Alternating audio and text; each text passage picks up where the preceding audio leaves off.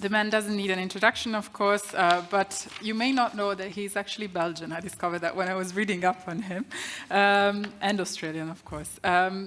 We have a very short amount of time, so I'll jump right in it. Last week you put out an economic outlook, which severely shaved growth for the world, and in particular for Europe, you painted a dire picture. So if a number of conditions materialize, rising interest rates, which it looks like they will, further increase in energy prices and a potential shortage of gas supply, then you can see a number of countries on the brink or in a recession next year. Can you tell us what is your top recommendation to EU policymakers to avoid such a scenario from materializing? Well, firstly, it is true that our economic outlook, our global economic outlook last week was much more pessimistic than the outlook we released 6 months earlier. Instead of 4.5% global growth, we're now looking at 3% global growth, and for that to this year. And the inflation outlook is about double, just under 9% across OECD member countries, I should say. I mean, look, in Europe, obviously there's some particular specific challenges related, to the geographic proximity, related to the energy market connection to, Russian oil and gas, in particular.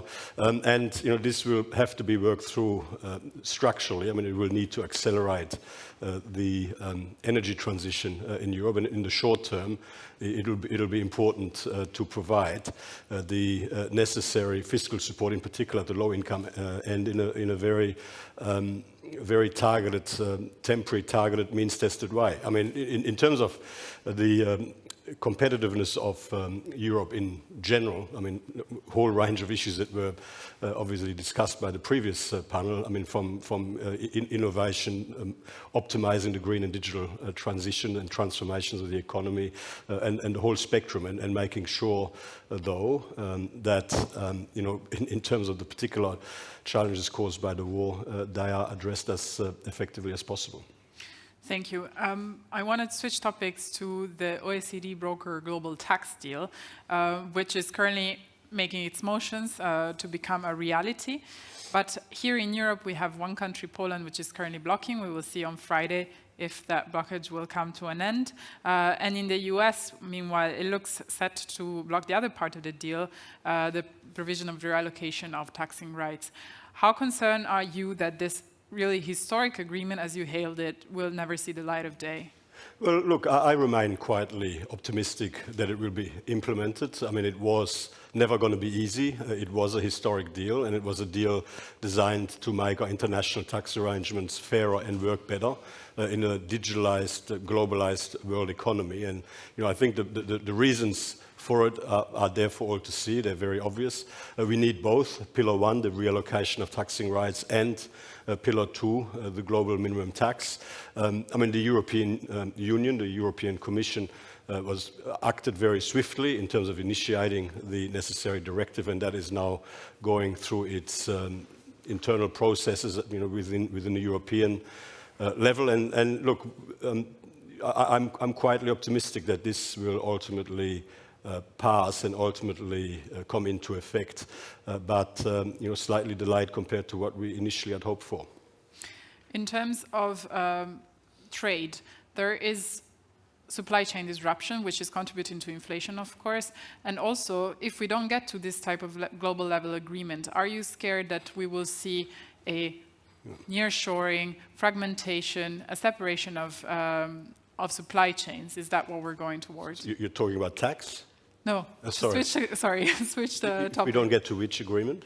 Well, also, if we don't reach an agreement on the global tax deal, will we see a proliferation, like in the EU, of digital levies and more fragmentation in the regulatory environment? But, yeah. Look, obviously, global markets and global trading systems have come under significant pressure through two major shocks. We've had the pandemic-induced supply shock, and then followed earlier this year by the supply shock caused by Russia's war of aggression grants against Ukraine. Now, it's going to be very important not to throw the baby out with the bathwater. Global trade, having efficiently operating global markets has been important in the past. It will be important in the future. But of course, we need to ensure we learn the lessons of where issues have occurred in terms of supply chain resilience and I guess even just the logistics of moving products around the world. What I would say, though,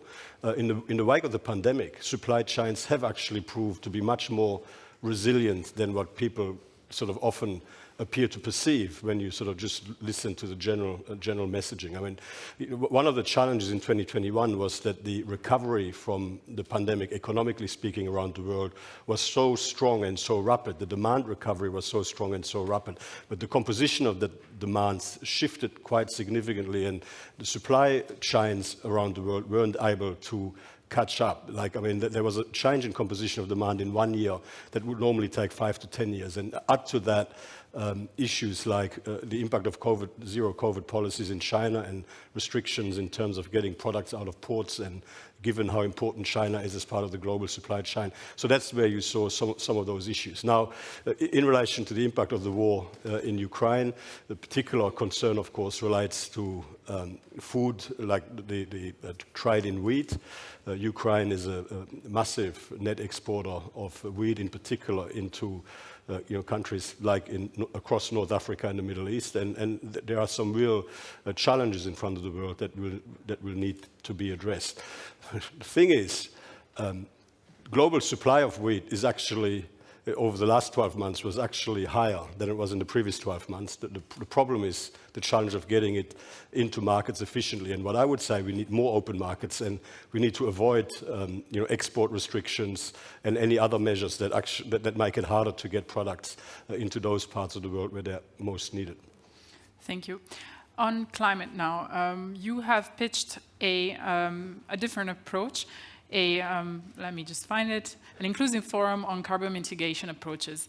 Can you explain where you're at in this process and what is actually the end goal of this? So, the world urgently needs more ambitious, more effective action on climate change, and more countries around the world have or are in the process of committing themselves to net zero emissions. But the challenge is one.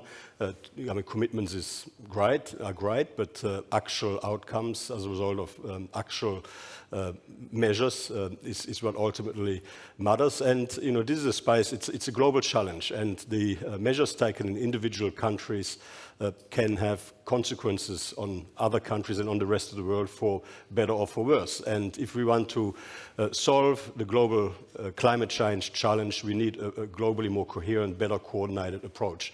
And the challenge is that we have different approaches to carbon mitigation all around the world that don't necessarily all that well connected, and we believe that there is a real need for better data, better information, a better evidence base on the comparative effectiveness of different carbon mitigation around the world, which sort of improve the transparency and the information available in the public domain, which we believe will help inform decisions around the world, but also we want to provide a platform for dialogue involving advanced, emerging market and developing economies to I guess, try to develop a globally more coherent approach to carbon mitigation, modeled on what we have done in terms of our international tax reform work.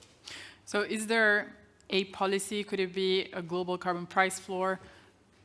Well, in the end, if you want to have an inclusive forum and an inclusive conversation, the first step is to take what everybody is doing, all these countries that have committed themselves to reach carbon neutrality, map all of the different measures and start to provide more rigorous analysis, rather than to come with sort of an upfront prescription as part of that process. Clearly, explicit, carbon pricing is a very efficient way to help reduce emissions, but not every country is doing it that way. And the question is, how can you ensure that across the broad spectrum of different measures that countries are deploying, how can we make it work the best possible way at a global level, and minimizing the risk of negative spillovers, on a cross-border basis?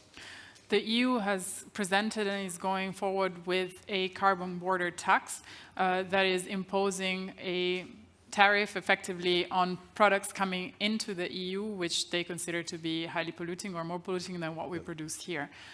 Is that a positive development, or does that risk retaliatory measures and to diminish the willingness of moving forward toward a common goal?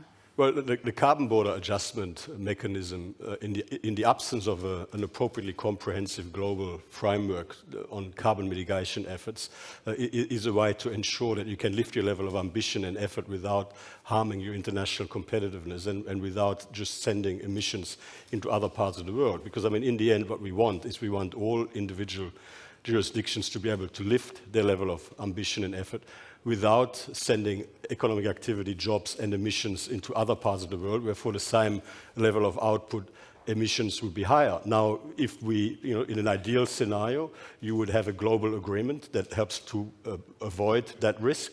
But in the absence of such a global agreement, then, self-evidently it makes sense for the European Union to say, well, as we lift ambition and effort, we don't want to harm our international competitiveness just for the, to then send emissions into other parts of the world. That doesn't solve the problem and causes, unfair issues over here. Thank you. And then one final question. You're now 1 year into your mandate. What is your top priority for the rest of it? Well, look, I mean, there's a range of high priorities, clearly working with governments around the world to help optimize the strength and the quality of the recovery post-COVID and in the wake now of this war is a high priority. Providing and supporting global leadership on climate change, helping to optimize seizing the benefits of the digital transformation while better managing some of the risks that are associated with it, and also making our contribution to help make the international trading system work better. I mean, these are some of the areas that we're very focused on. Thank you so much. Good luck with all of that. And thank you for all the audience to being with us. I'll let you leave because I know you have a train to catch. But I would like to invite you to... Thank you. To stay along because we have a special guest. My colleague Sarah Wheaton wants to just invite you for a networking drink. She has recently relaunched the EU Influence newsletter, so please talk to her about what that is all about. And then just tomorrow we will begin at 9 a.m. with an interview with Executive Vice President Margaret Vestager, moderated by my colleague, Competition Technology Editor Aoife White. So be with us also tomorrow, online or here. Thank you so much. For letting me crash the event. Thanks to all of you.